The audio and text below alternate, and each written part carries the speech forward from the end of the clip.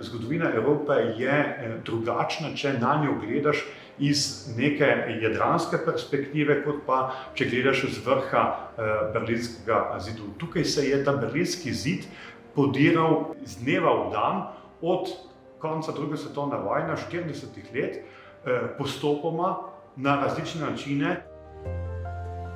Projekt, ki sem ga pravkar pridobil, je namenjen temu, da drugače premislimo zgodovino Evrope v času hladne vojne. Da iz drugačne perspektive, kot je tista, ki jo nekako poznamo in ki je razširjena v zadnjih letih o nekem deljenem kontinentu, neki razdeljeni celini v času po drugi svetovni vojni, ta pogled nekako razmislimo, vključimo pogled iz jadranske perspektive in na tak način spodbudimo različno razmišljanje o naši polpretekli zgodovini.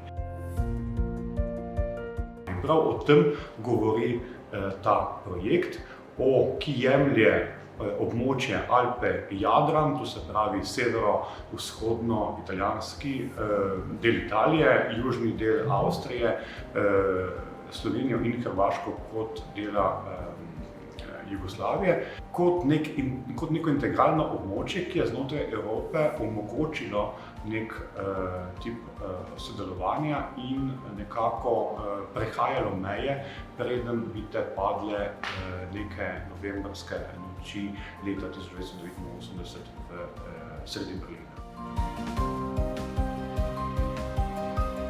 Po mojem ni komisija preprečila neka beseda, nek stavek na pravem mestu, to seveda pomaga, ampak mislim, da je ideja kot taka, ki jih je preprečila, kajti spodbuja Evropska komisija pri tega mehanizma spodbuja razmišljanje izven ustaljenih vzorcev.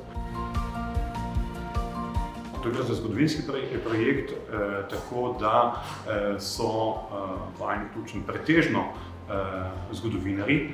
Ti zgodovinarji pa imajo različne pristope z primesmi nekaterih drugih disciplin, od antropologije do sociologije in tako dalje.